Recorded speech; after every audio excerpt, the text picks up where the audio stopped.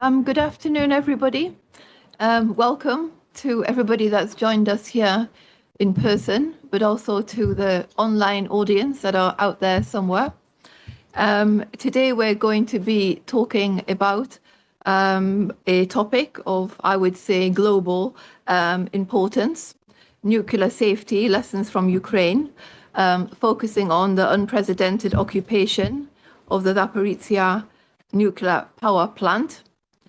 Russian forces, as I guess everybody here knows, seized the plant, as well as the town of Enerhodar, very early in March 2022, so very near the start of their full-scale invasion of Ukraine.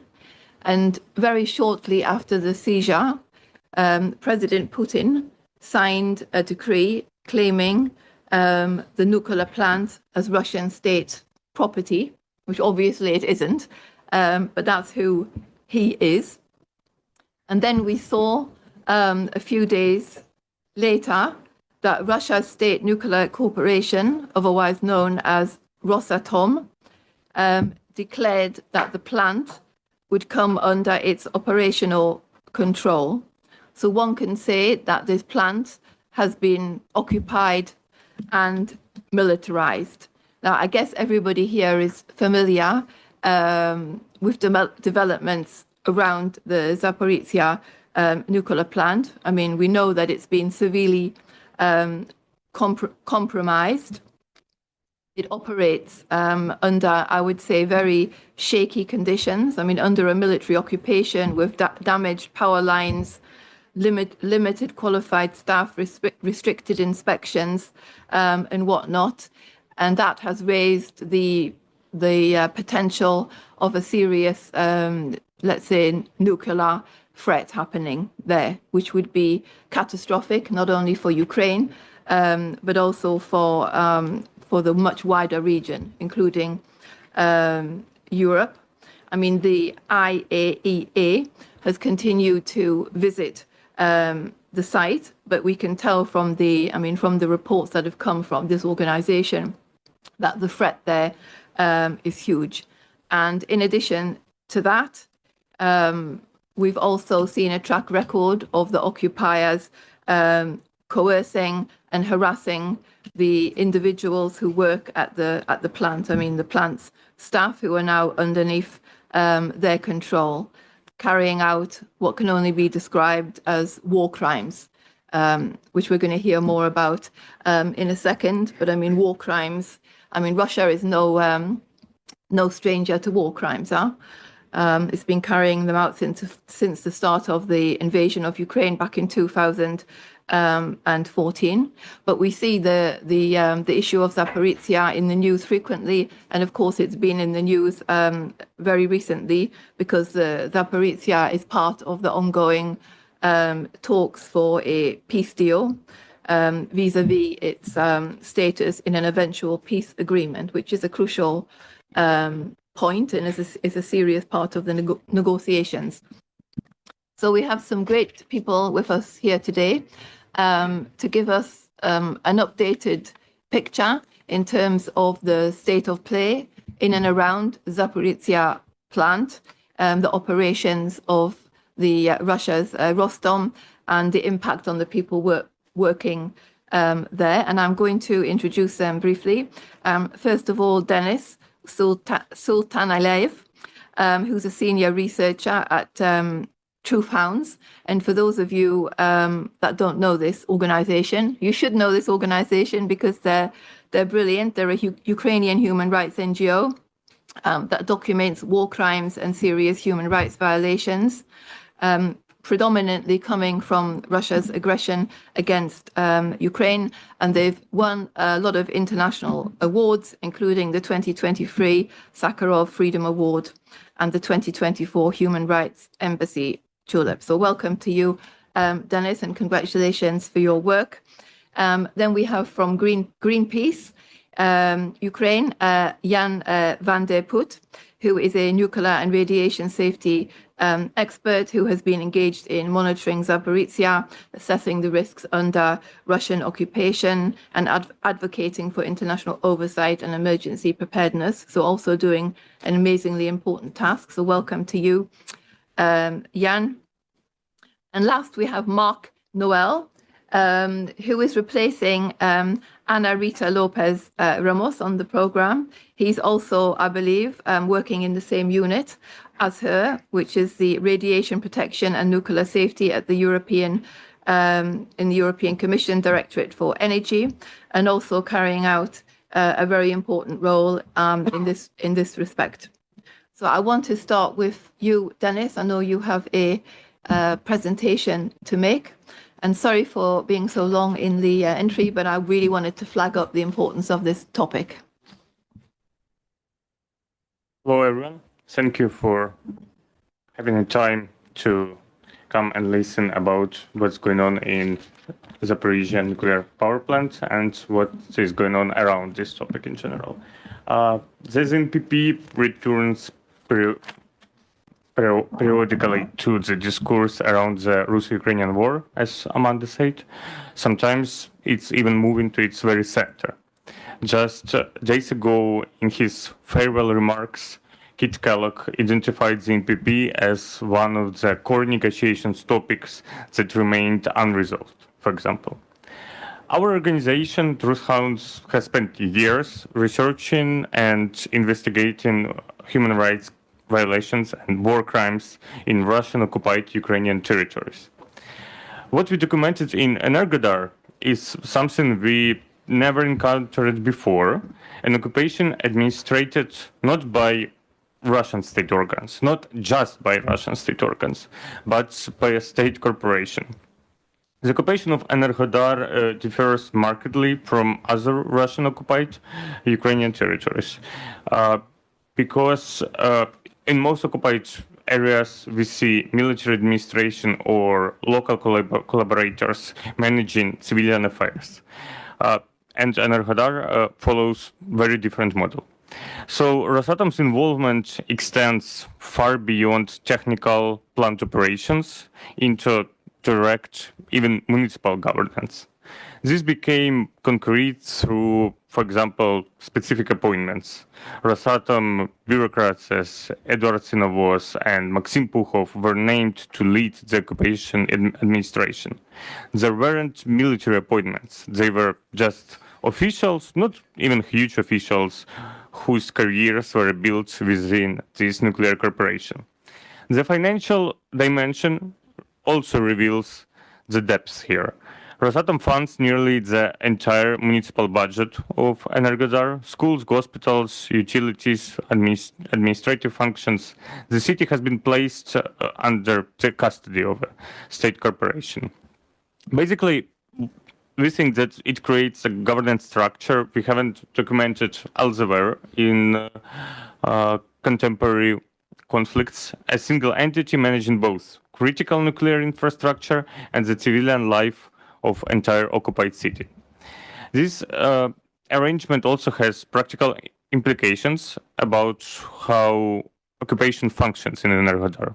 When a state nuclear corporation controls municipal finances, it shapes everything from salary payments to public services. The corporation that operates reactors also decides, school curricula, and it's not a joke, it's what we documented, manage healthcare facilities, control also municipal employment. This integration of corporate and governmental authorities create dependencies that differ from basic structures of military occupation.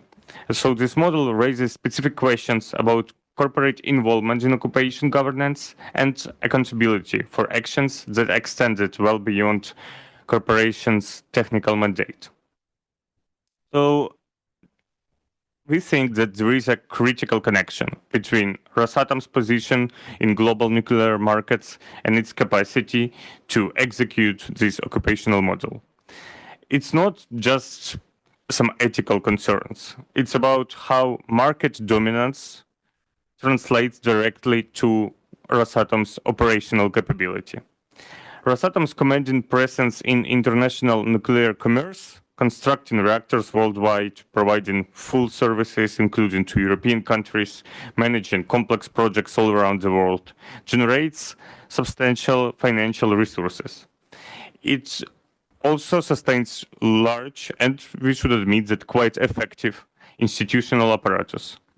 The personnel depth and organizational capacity built for global competition are precisely what enable comprehensive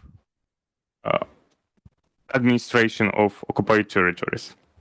So when Rosatom funds Energodar's budget, which compromise nearly like all municipal revenues, these resources derive from corporations' global commercial activities, including in Europe. The corporation's capacity to manage occupation governance flows from capabilities and resources built through international market positions. So commercial success and occupation capability are institutionally connected. This creates quite uncomfortable reality. Entities engaging commercially with Rosatom, including European ones, indirectly sustain the institutional capabilities in occupied territories of Ukraine. Market access and occupation capacity, it's not some separate issues. They are directly linked. And as we know, the IAEA recently, well, not so recently already, identified 7 pillars of nuclear safety, noting that 6 have been compromised at ZNPP. Unfortunately, General Director Grossi haven't clarified which one haven't been compromised, so we cannot verify that information. But this pattern reflects also something important here. Rosatom is executing political and military mission on occupied territory. Nuclear safety requirements don't always align with the tactical interests of that military mission. So the militarization of plant site illustrates this thing very directly. Military equipment and weapons have been stored on plant premises. The facility's protected status has been exploited to position forces for conducting strikes on Ukrainian territory. These actions serve military objectives but contradict all the basics of nuclear safety principles and security. Our documented testimonies reveals, for example, very interesting and quite shocking examples of this misalignment. In one case, the next slide, please. This quote, yeah, 6. In one case, plant operator was detained by occupation authorities overnight and subjected to physical mistreatment. The following morning, he was required to report for his scheduled shift at the nuclear plant after whole night of tortures and detention. Of course, this matters for nuclear safety. Decades of research emphasize that operator's psychological state, his alertness, and capacity for clear judgments are critical for safety factors. Nuclear safety protocols exist because operators must be in proper condition to perform complex technical tasks, where even small errors can be cascaded. The established standards reflects this understanding. Personnel working at nuclear facilities must be capable of maintaining focus, following procedures accurately, and responding appropriately to any unexpected situations. The documented case represents direct contradiction to these principles. Yes, it occurred because political military objectives, maintaining control, suppressing resistance on a plant among the personnel, and took precedence over nuclear safety requirements. And it's not isolated incident in our documentation. It illustrates much broader pattern. When the operating entity is at the same time executing occupation governance, nuclear safety becomes only one consideration among others rather than main priority as it should be.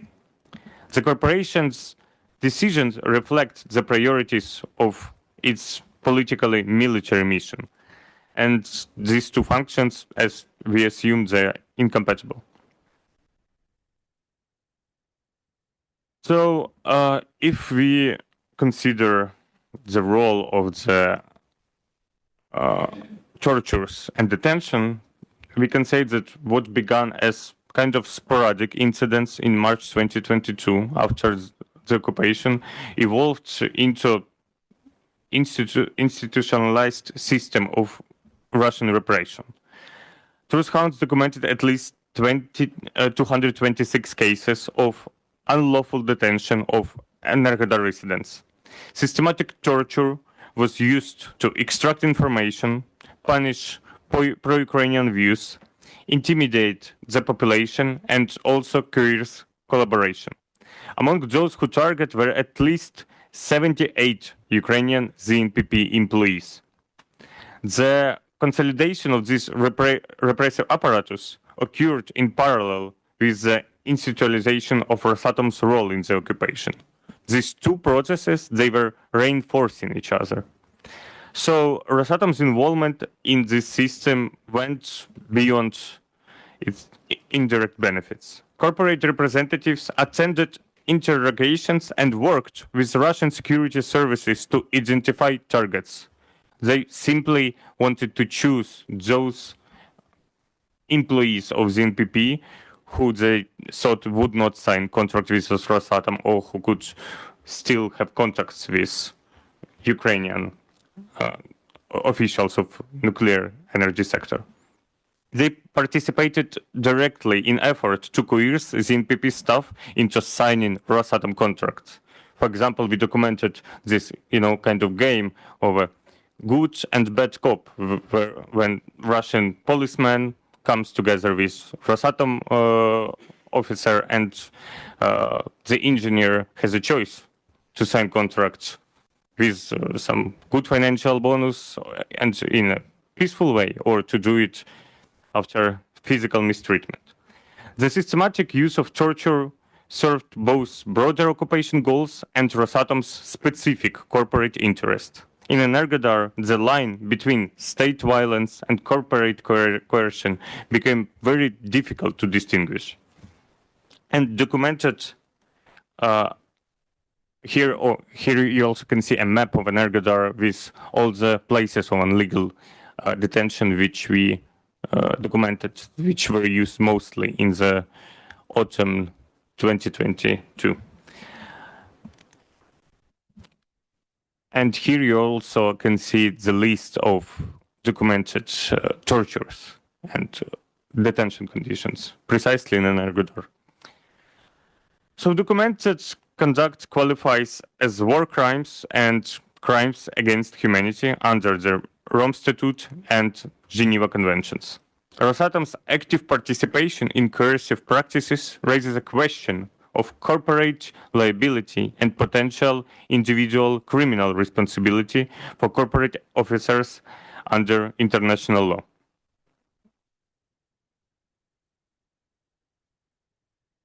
So our organization and as our partner organizations who were working with us on this research calls for list of a pathways for EU action as well.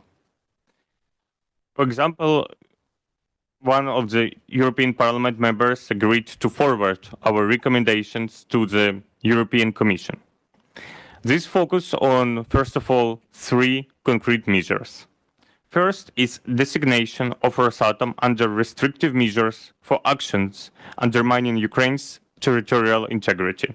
Rosatom has achieved what few corporations manage, running entire occupied city as a corporate subsidiary, complete with municipal budgets, educational policy, and administrative appointments. This level of corporate governance in occupied territories represents participation in territorial violations at a scale which is rarely documented.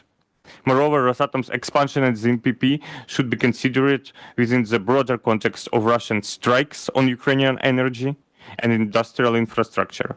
Together, these actions aim not only immediate wartime objectives, but preventing Ukraine's post-war reconstruction and reindustrialization. They target Ukraine's access to energy-intensive economic sectors as well.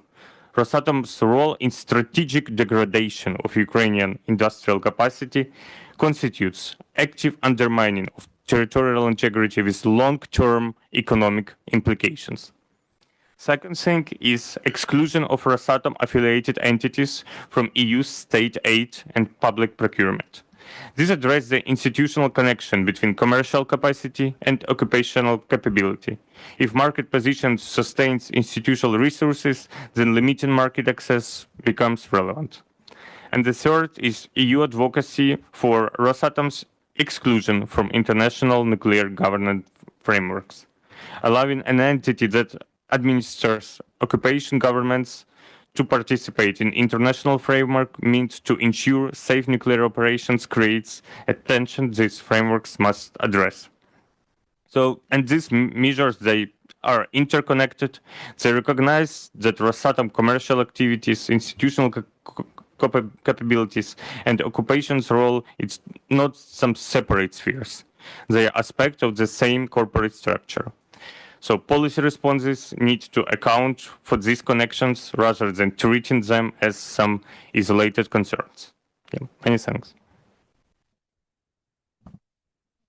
Thank you very much, Dennis, for this really great overview of the current situation. And you raised many issues there that need to be answered. I mean, to be honest, I'm quite shocked that there aren't any restrictive measures already on Rosatom. I mean, it beggars belief, quite honestly, considering this is also open data and known information. But I'm sure that you will be able to answer some of those questions. I hope so. But I want to turn now to Jan to give us a picture from Greenpeace, who is also very engaged on the ground. There's a presentation. Yeah. So first, congratulations to Truth Hounds with this immensely important report. It's a very detailed interviews, very detailed report on Rosatom's war crimes and human rights crimes. And so the Greenpeace has also been involved since the beginning of the full-scale invasion in documenting in our niche, in a more modest way, war crimes. We were first invited by the Ukrainian government to go to Chernobyl to document the situation there, what Russia had been mistreating the site. But obviously here, the main concern today is the Zaporizhzhia Nuclear Power Plant at the front line of this war and this aggression by Russia. Do you have the presentation? So first, to look at the context of Zaporizhzhia before zooming in on the some key issues of the plant itself. There are key issues related to the next slide. The key issues related to the overall attacks by Russia on the grid, and the main wave on the attacks, systematic attacks by Russia on the substations was in October, November, December, till the 13th of December last year, after which there was a pause. Now it has unfortunately restarted in a big way. Next slide, these, oh yeah.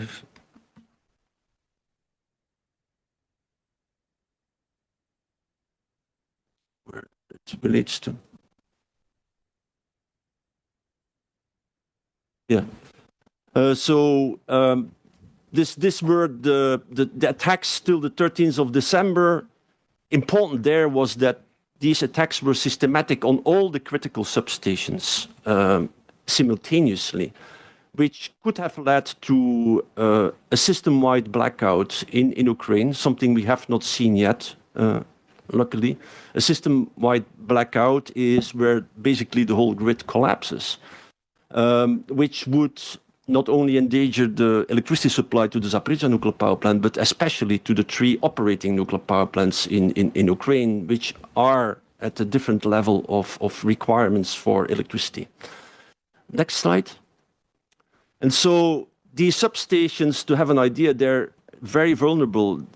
Serious efforts have been made in hardening them, but especially the autotransformers, which are hundreds of tons of steel and filled with oil, they don't need much to be terminally damaged, as you can see here. They're very hard to protect and also very difficult to replace. Usually it takes more than a year.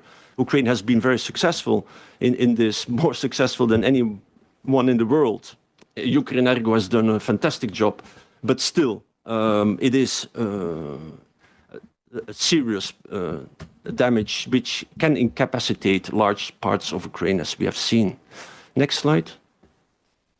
And so, in October last year, we published this paper. I'm not going in detail here about the complex relationship between the overall electricity system and nuclear safety for Zaporizhzhia and for the operating nuclear power plants, and especially the risk of system-wide blackout, the complex situation of a black start, which is very difficult now for Ukraine. But you can, of course, consult these documents. I have included the link into this document. Next slide. And so the next issue, I think you've taken the long presentation, but it's fine. Next issue is, of course, why Russia has been doing the things I will focus on at the Zaporizhzhia nuclear power plant, which is to do a lot with their attempts to reconnect or to connect the Zaporizhzhia nuclear power plant to the occupied grid, which is a different synchronization, and to disconnect the Zaporizhzhia nuclear power plant first from the Ukrainian-controlled grid. This is an incredibly dangerous procedure, and that has to do with the attacks by Russia on the power grid and the connections, the Dniprovska and the Ferosplavna grids that have been disconnected many times, 10 times for now. Next slide. And we documented in April this year one of the pieces of the puzzle, which is that Russia is illegally constructing power lines, and this power line between Melitopol and Mariupol, as part of a plan to connect the Zaporizhzhia nuclear power plant to the occupied grid, but furthermore to connect it to Russia, to direction of Rostov, and basically steal the entire power plant and integrate it into Russia. That's the ultimate goal, and that explains a lot of the very dangerous actions, totally irresponsible actions by Russia at the Zaporizhzhia plant. Next slide. The other wide issue, which I will not focus on, is of course, the water supply and the destruction by Russia of the Nova Kakhovka dam in June 2023. And next slide, then, to focus more on the Zaporizhzhia plant itself. It's important to see this as 12 large sources of radioactivity, each with different characteristics. In each reactor building, and luckily it's inside the reactor building, there is also the spent fuel pool, which is different from many other nuclear power plants in the EU, for instance. But so you have in each building, hardened building, you have both the reactor core and the spent fuel pool, but each have different burn-ups, different characteristic, different amount of residual heat. And so there's no one figure of how critical this situation is. Obviously, next slide, very important is that all reactors were shut down since September 2022. And the decay is an exponential function. There's a lot of heat has already dissipated, which doesn't mean that the situation is entirely stable today. Next slide.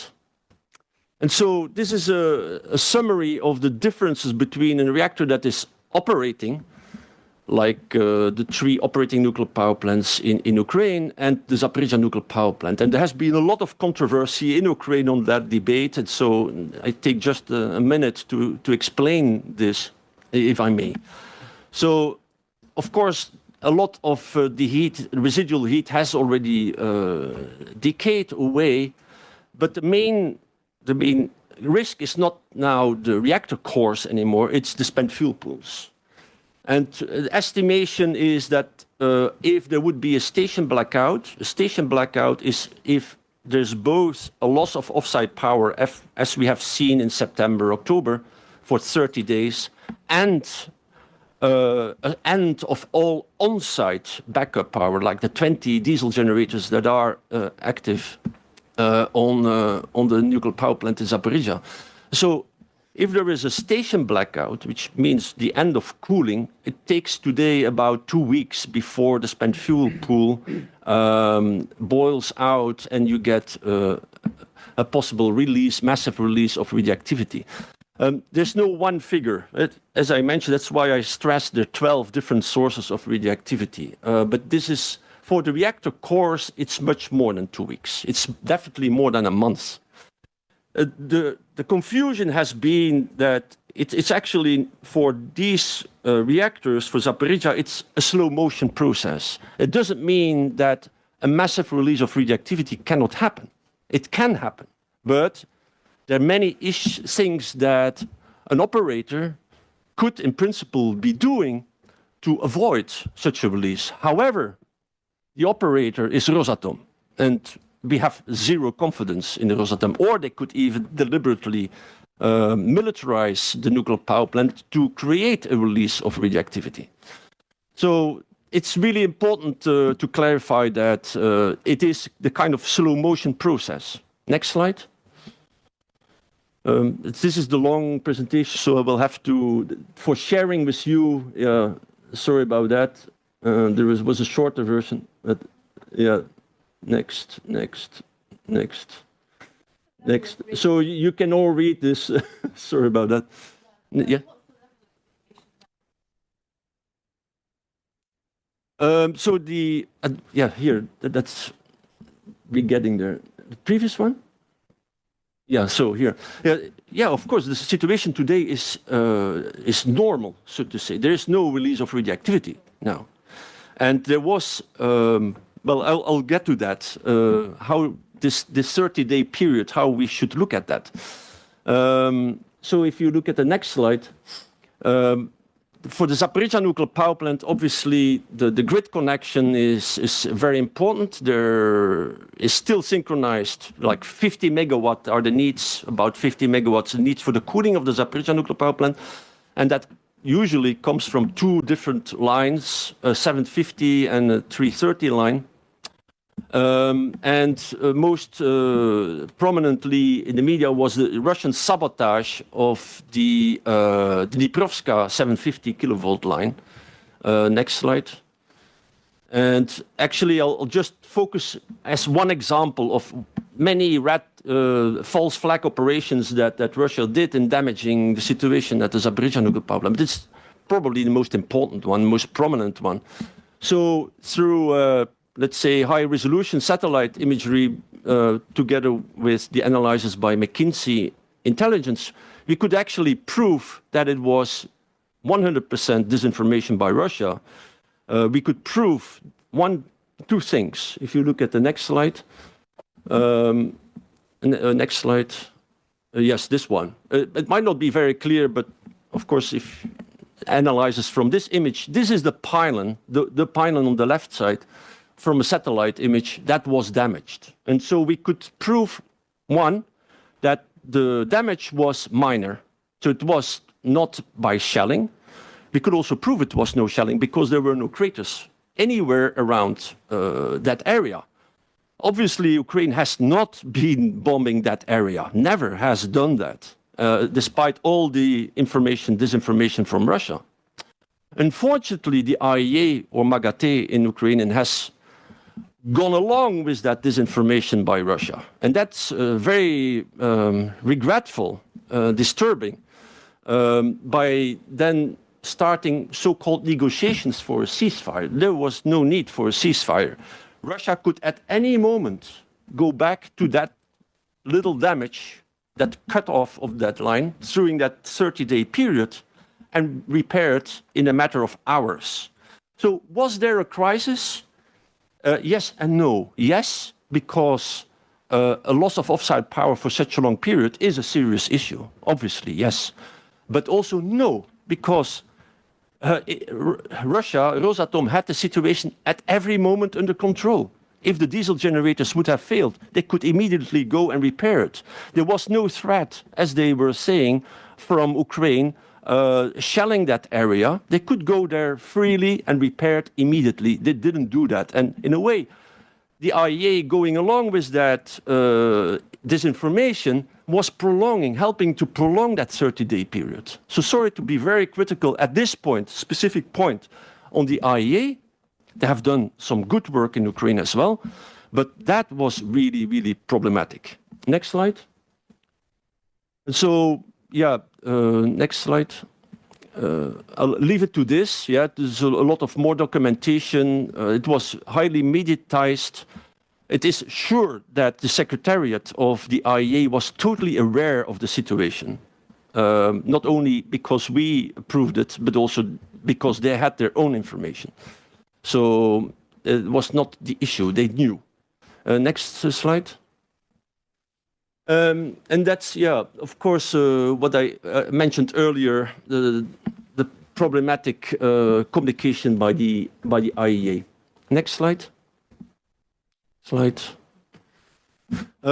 And to finish, of course, there's also a water crisis but I'm not going to talk about the water crisis at the Zaporizhzhia Nuclear Power Plant, but about the most recent moves by Russia to conclude on the water management in order to be able to restart one reactor at partial power. So next slide is zooming in, and there you see a dam that was constructed in the intake channel, as we call it. And so this dam on the south west of that cooling pond, you see the cooling pond and the reactors on the north east of this image. And so they created a small volume of water, just enough, probably just enough, to restart reactor 6 at partial power. Which, let's say, probably like 500-600 megawatt. And that would be more. It's not possible because there's not enough cooling water for the moment, and even that is highly problematic in terms of. And so they really tried in October to move forward with the restart of one reactor. They failed, and that really angered Russia immensely. It was, of course, an immense success for Ukraine to stop this plan because, as I mentioned, the restart of even one reactor at partial power would completely change the security context at the Zaporizhzhia Nuclear Power Plant, because instead of having, let's say, 2 weeks to react after a station blackout, we're talking about hours. Without having the competence, without having the know-how about this typically Ukrainian technology that has been introduced in these reactors, it would be entirely irresponsible. And that leads to, let's say, my conclusions. One being a Zaporizhzhia nuclear power plant restart needs to be under Russian control, needs to be avoided at any possibility. It is totally unacceptable to have a restart, including the negotiations, so-called negotiations about sharing that electricity, which is totally not credible from our point of view. The second demand is have maximum pressure through the IEA and on Russia on the end of the attacks on the substations. These are our two most urgent, there are many others, but most urgent issues that need to be resolved, especially now that that's a new red line crossed by Russia, that while the IEA inspectors are moving around at the substations to inspect them, Russia has this weekend attacked these substations while the IAEA was present. And so that's a new red line that has been crossed, which is very disturbing. Thank you. If we had to list all the things that are very disturbing from the Russians since the beginning of this full-scale invasion and earlier, we'd be here all night, Jan. But thank you very much, because you also, I mean, you painted a very, bleak and concerning picture. I mean, this plant has been weaponized by Russia. I mean, it seems to me it's a ticking time bomb, quite frankly. Yeah.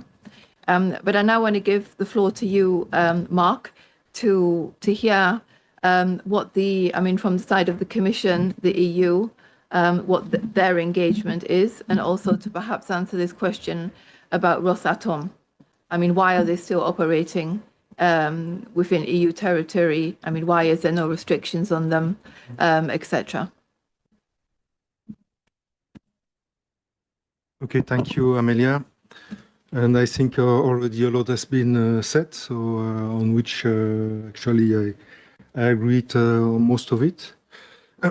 I would like first to thank Truthhound for the organization of the panel, for a report which is, in my opinion, very, very important documentation of things we have heard, but never had really hard facts to confirm them.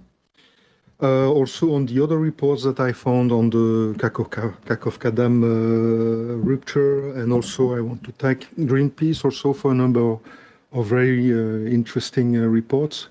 We use these reports in our, to inform our own policy making and our decision making process. Of course, we have our own separate sources. For instance, on the very technical things that you mentioned, Jan, we do our own modeling of the accident scenario that can happen at Zaporizhzhia. But the conclusions are the same, so it's always good to have confirmation and even strengthening of what we see or hear. So in a nutshell, I really want to recognize the added value of these inputs. For us, they are really robust fact-based sources. Yes, so okay, maybe first, before starting, a few words on Zaporizhzhia, just to let you know that I'm a nuclear safety specialist, okay? I'm not a sanction specialist, although I will try to answer your question as better as I can. I've had the chance to be at Zaporizhzhia quite a long time ago, peaceful time, also in Energoda and also in other nuclear power plants of Ukraine, so I have quite an inside knowledge about the site, etc. So on Zaporizhzhia, so I want to say that the Commission, of course, monitors very closely what happens. We have periodic meetings, we have our own source, we follow also satellite imagery, so things that you have shown, Jan and Denis, we have seen as well. So, for instance, the building of this dam on the inlet channel, the movements of vehicle, things like that, we keep a close eyes on that. Since the beginning of the military aggression, we also followed, for instance, everything that happened before and after the dam rupture. Also with the content of the big pond that is the cooling source at the moment from Zaporizhzhia.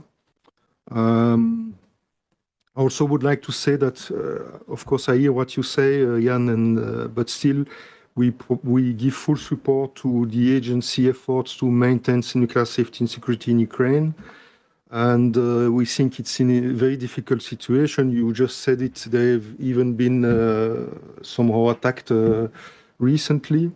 And in particular, we support very much the physical presence of IAEA staff at the 5 Ukrainian nuclear power plant site.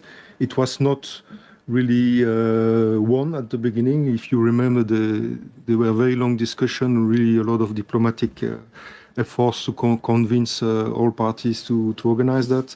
And okay, we understand, we see, of course, that the reports are incomplete, but still, I think it's better than nothing than to have nothing, and that they would do what they want. We ask since a very long time also that the mission in Zaporizhzhia must be granted full, unrestricted, and timely access to all the area instead of having to be escorted and asked 2 weeks in advance, which is very typical of Russians. I've seen that in other plants as well, even when they are not under war conditions. And of course, we ask repetitively that the plants should be returned to full control of the competent Ukrainian regulatory authorities. That is very important. So it's not only that it is occupied, but also that the regulatory body has no access to it. We noted the plan of the Russians to restart Zaporizhzhia. So in several media, they are even speaking about some timeline. I'm a bit surprised that they wanted to start it so quickly. And the position of the Commission is very clear on that. For us, it is essential that all reactors remain in cold shutdown mode until the war is over. Okay.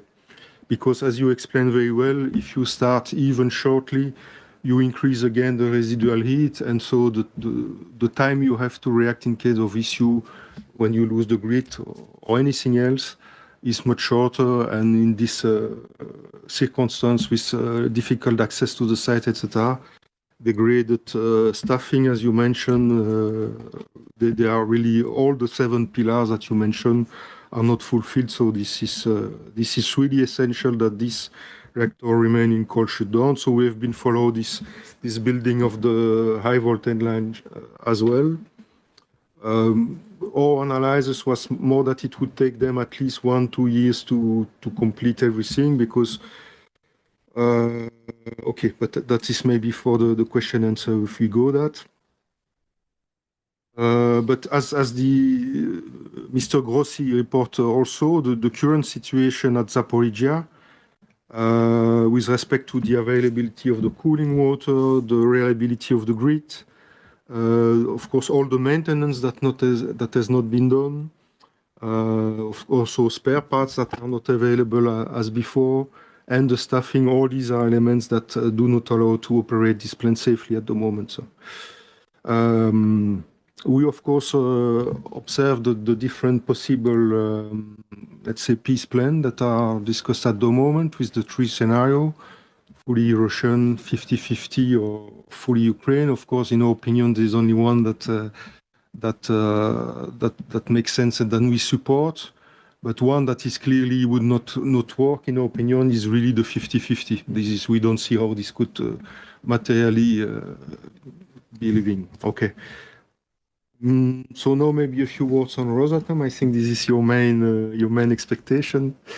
So on Rosatom, I think it's very well explained in the report, Denis, that Rosatom is more than just an operator of Zaporizhzhia.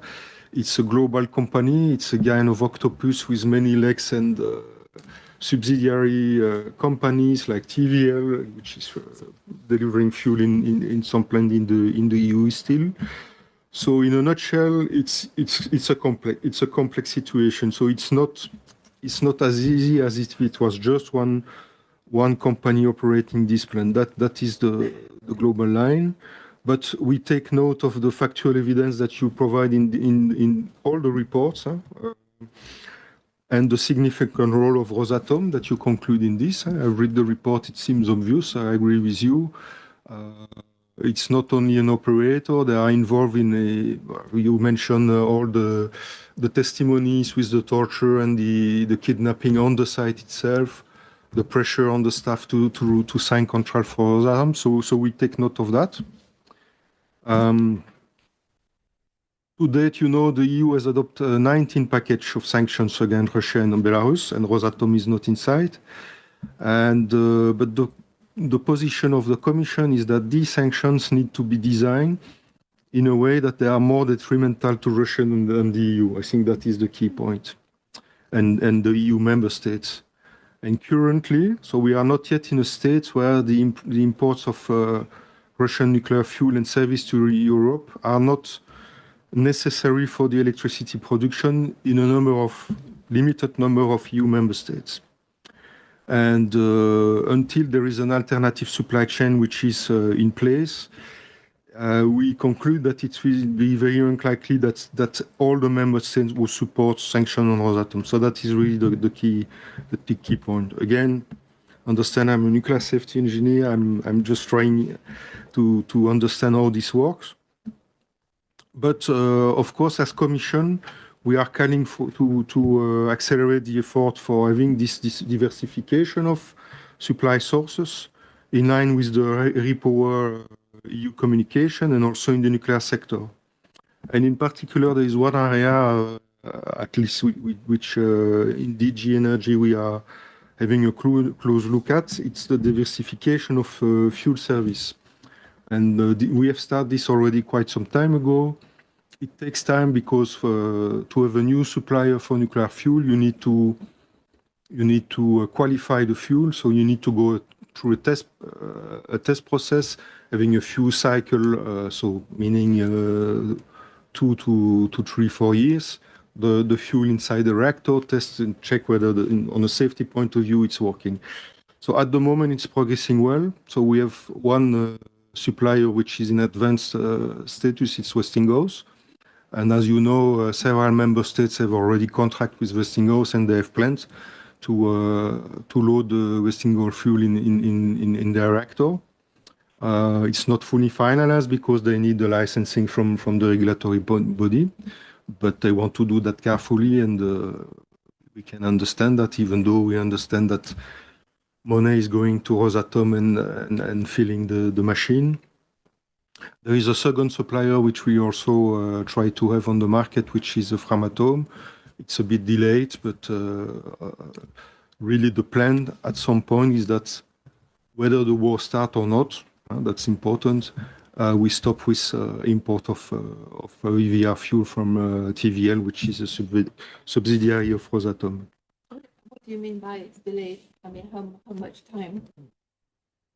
It's not delayed it's not delayed in the sense that they have delays. It's just that they started later. We start with Westinghouse to have at least one, and then we have a second one. It takes money because you need funds to make the design. These are new design for this manufacturer, etc. So I cannot say it's slow. It's a slow process because wrong reason. It's really because of technological reason and safety reason. So they need to be fully. And in parallel, we are still exploring possible steps that could be taken in the future against Rosatom and its subsidiaries, supplying service to the utilities. But to be honest, there is nothing in the very short term.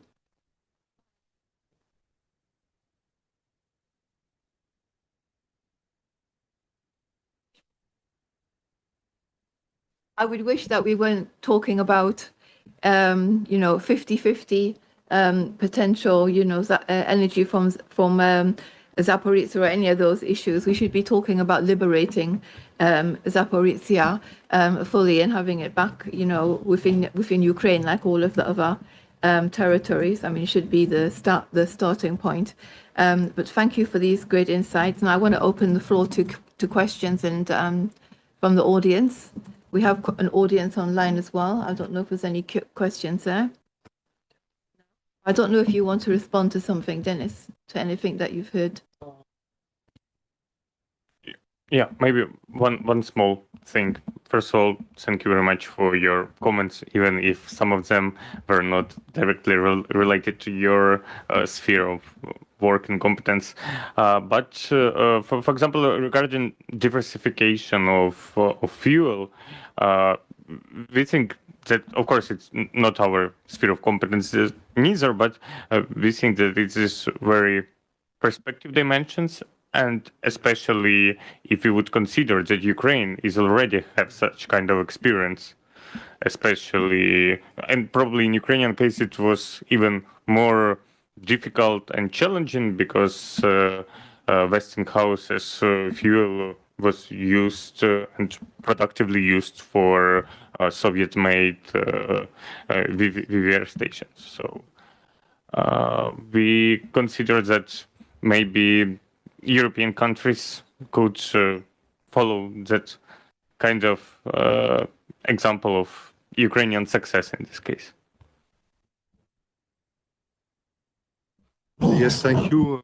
Thank you for that. And of course, it's not only about VVR fuel. This is the most, this is the tip of the iceberg, but there's a lot of spare parts. And for instance, one of the reasons we don't believe in the 50-50 plan is that at Zaporizhzhia, to my knowledge, the instrumentation and control, so it's a lot, it's all the electronics and electricity, the logics, you know, starting the pumps, the valve, etc. So it's really at the core of the design and the safety of the plant.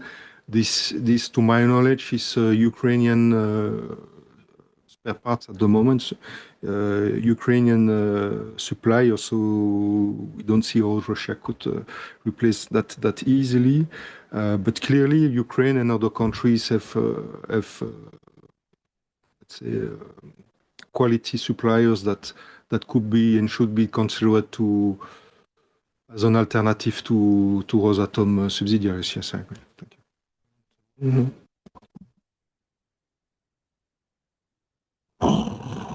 Well, if I may add to this, it's, as you say, the T-valve fuel is only tip of the iceberg, but there are definitely issues there where Europe could stop immediately. Not just to mention one is that France is still exporting reprocessed uranium to Russia for. So there are many issues where immediate progress could be made, and that's not happening. Furthermore, it might be interesting to look at where Westinghouse is procuring its enrichment services and uranium from. It's also some part is still coming from Russia. So in that sense, Westinghouse does not entirely solve the problem at this moment. So we need to look also deeper into the issue. Thank you. Do we have any other questions? Yes, please, sir. Can you just say who you are? Hello, my name is Wouter. I am wondering, are there any practical examples of safety measurements that need to be taken at the site of the power plant that are being deprioritized to the benefit of the Russian military? I would say many things. So we published a few reports on the military activities at the Zaporizhzhia or around the Zaporizhzhia Nuclear Power Plant. I think the most disturbing one is that regularly Russia is launching from multiple rocket launchers over the Zaporizhzhia nuclear power plant into the Nikopol area and even further than that direction of Zaporizhzhia city. And so that's, of course, extremely dangerous activity. And the reason why they hide behind, we could locate the satellite imagery from which launchers are used from which site in the area behind the Zaporizhzhia nuclear power plant. So the reason why they do that, obviously, is to avoid retaliation or that Ukraine would neutralize those rocket launchers. Because that's considered as, obviously considered as too dangerous. But still, Russia does not take the same considerations into account and is launching over the Zaporizhzhia nuclear power. There are also many Shahed drones or even cruise missiles flying over that area.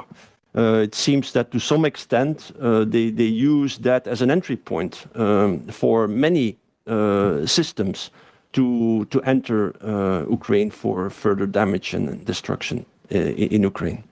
So just to give one example. Thank you. Yes, good question. So I have to say, to answer precisely to your question, we don't have evidence that one takes the budget of the other, for instance. But what we see is, let's say, two separate tracks. So, for instance, to complement what Jan already mentioned and what is in the report, of course, you know, there are military trucks which are standing in the turbine halls of some units since already years. Some military trucks also below the. So in the VVR plant, you have actually aerial galleries to go from one unit to the other. They are hiding below that. And some of these galleries are actually part of the radiological controlled area. So normally it's a boundary you don't want to jeopardize. They have snipers or machine guns sometimes on the rooftop of the reactor buildings. You don't want to have weapons or ammunition there. Of course, there are mines all around the site, so on the river bend. And this is one of the, for instance, in case one day they have a really big problem of cooling source, they could need to drop a floating pump inside the river with a temporary pipe and just supply the water like that. But with the mining, how can you do that? So that is for the military part. Maybe to complement also on your question, because it was safety improvement. So clearly, you have probably noticed that the staffing at the plant has been reduced quite significantly. Originally, I think when I was there 15 years ago, it was about 10,000 staff members there. And now we have different numbers circulating, but it's between 4,000 and 5,000. You have the same, yeah? Under the condition that Denis highlighted, with people under terrible psychological situation, forced to stay there, and the family threatened and so on. So you can imagine not everybody is going happily to work and performing what needs to be done. It's understood. So the maintenance in particular, we can guess that the maintenance is really below par, and should anybody restart these plants, whether it's Russian, hopefully not, but even if it's Ukrainian side, there will be a lot of things to, let's say, there should be probably a big inventory first being done with an international mission with some help, and just, to start from a white page, know what needs to be done, what are the difficulties in the maintenance, maybe even the chemistry in the primary circuit. This can lead to coherence. There are many things that could challenge really and lead to cost. Of course, there is no river at the moment, so without a river, without a stable cooling source, you cannot start again this plant seriously. And the spare parts, of course. Yes, thank you. Very shortly, just about conditions in which employee and engineers are working now. We have all the reasons to assume that Enerhodar nowadays is a just huge city prison. Not only for Ukrainian engineers and ZNPP workers, but we have some reasons to assume that for IAEA missions and for Russian citizens who are coming to work on ZNPP as Rosatom employees, there are also very strict regulations about their right to move out of city or stop their work on the station.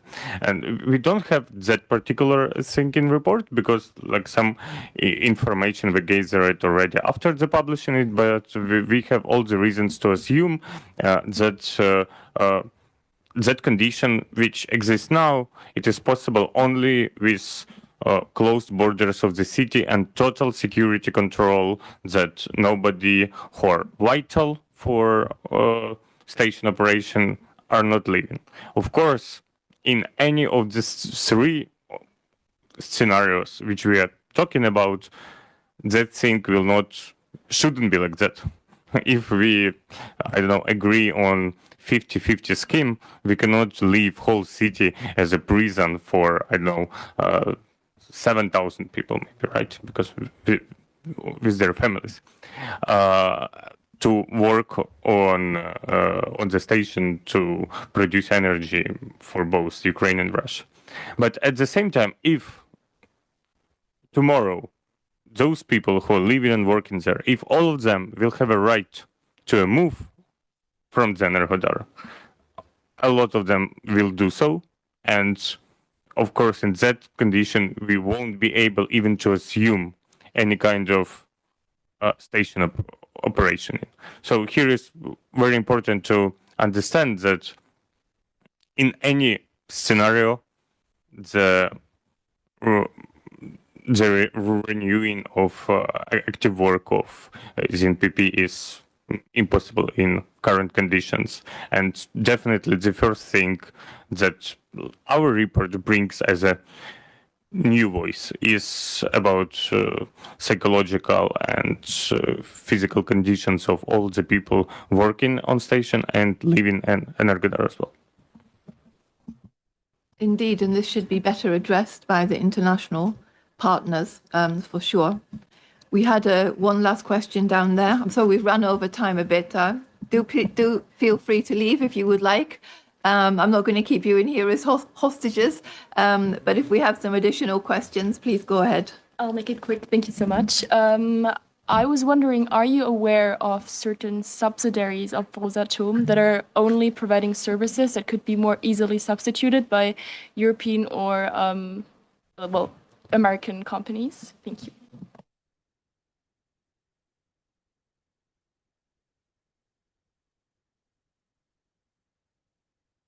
Just to say, it's a very good point. I was thinking the same actually when we talked earlier.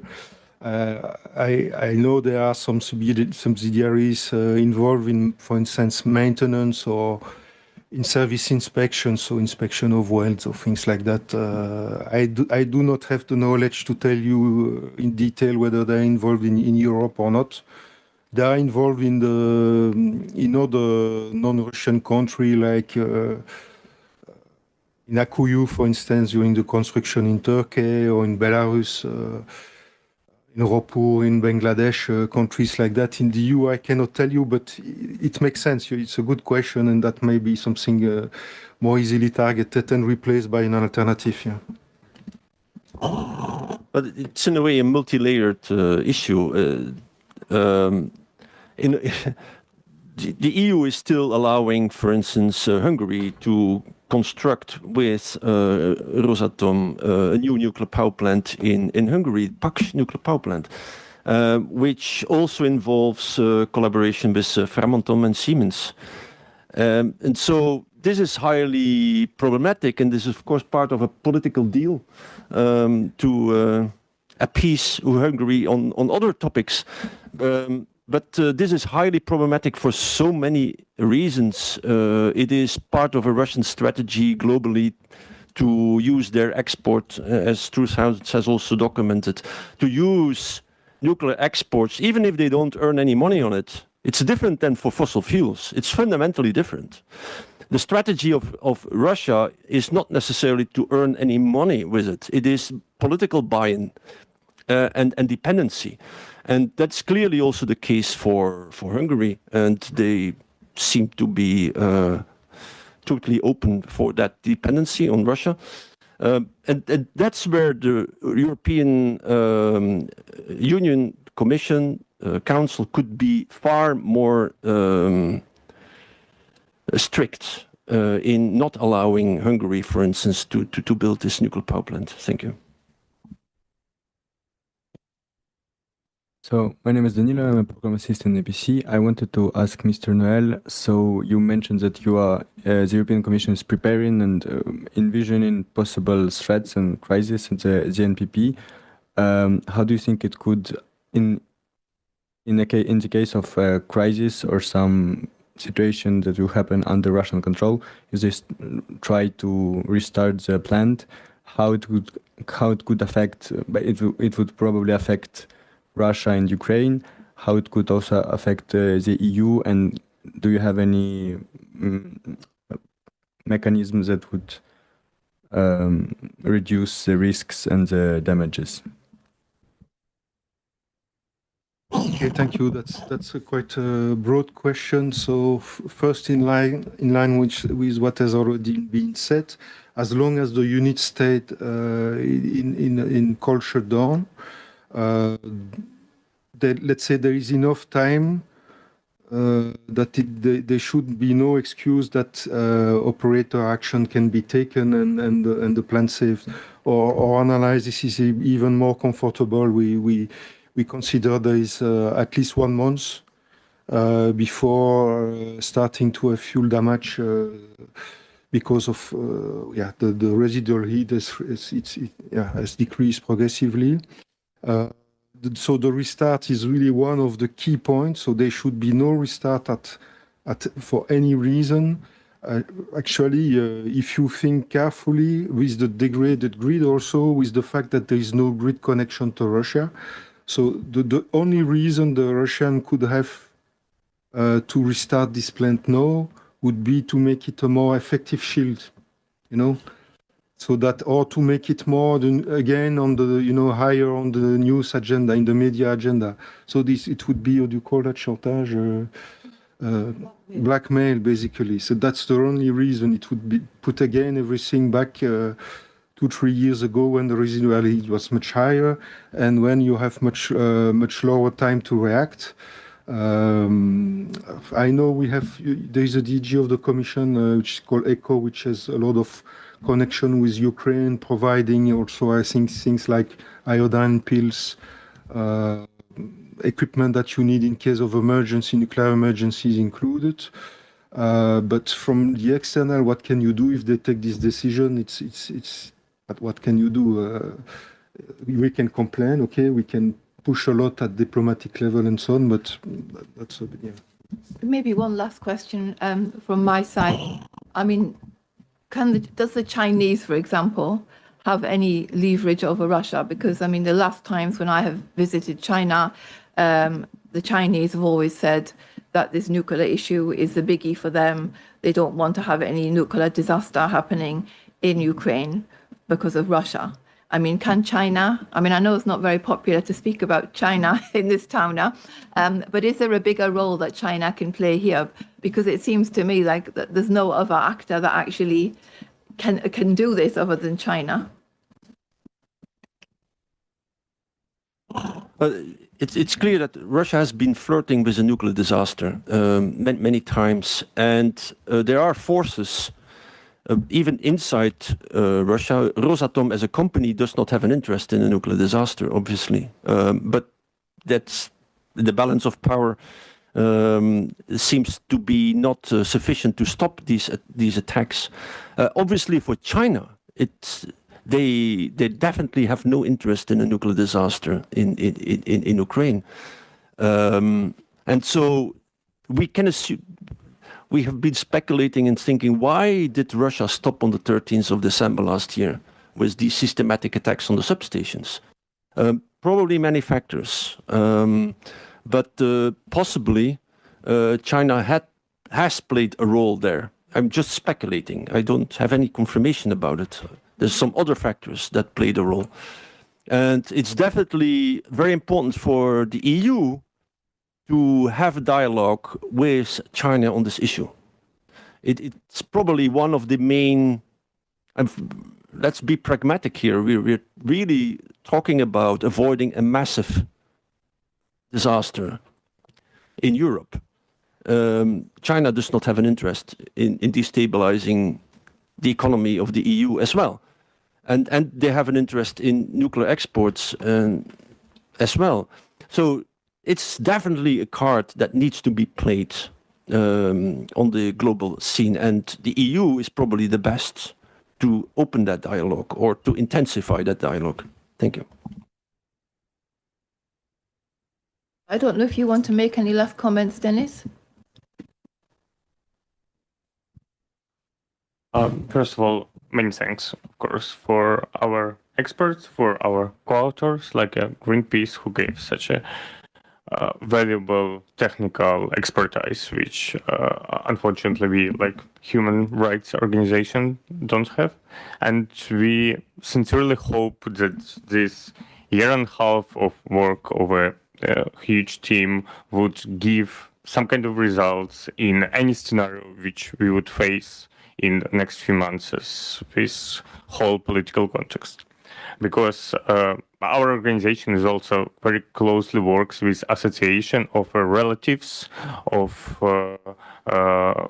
Kremlin's hostages, basically, and there is a special organization from Energodar which represents the families of ZNPP workers and other Energodar citizens who are still in Russian prisons and camps. And for those people, the most important thing that it should be some fair process going around both Russian officials and Rosatom and particular executors of war crimes in Energodar. Because even if in the case, I don't know, of this very popular and well discussable scenario about 50-50 energy distribution, if at the same time the ZNPP workers who rejected signing contracts with Rosatom will still be in Russian prisons, and members of members of families of Energodar citizens who died still would not feel that there is some fair conclusion of the tragedy that happened, we don't think that it would be fair for those people who now many of them, they keep in some sense Ukraine and Europe safe from nuclear tragedy by staying there in such terrible conditions. Thank you, Dennis. And I think this is absolutely right. I mean, Ukraine is keeping Europe safe militarily, and because of these guys in the nuclear plant and elsewhere.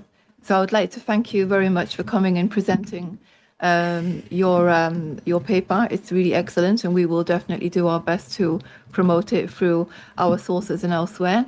And thanks to you guys as well, coming and sharing your insights, which I have to say were rather scary. But I think that everybody needs to know the truth of what's at stake here, and there's a lot at stake, and there's many more things that could actually be done by the EU, but I think also by other international actors as well. We tried to get somebody from the IAEA here today as well. Unfortunately, they weren't able to join us, but they also have, I mean, Mr. Grossi and his team have a very crucial central role to play in this as well. So thank you all for joining us. Thank you for your questions. I mean, this is an issue that we will definitely continue to follow. And I wish you all a good afternoon. Thank you.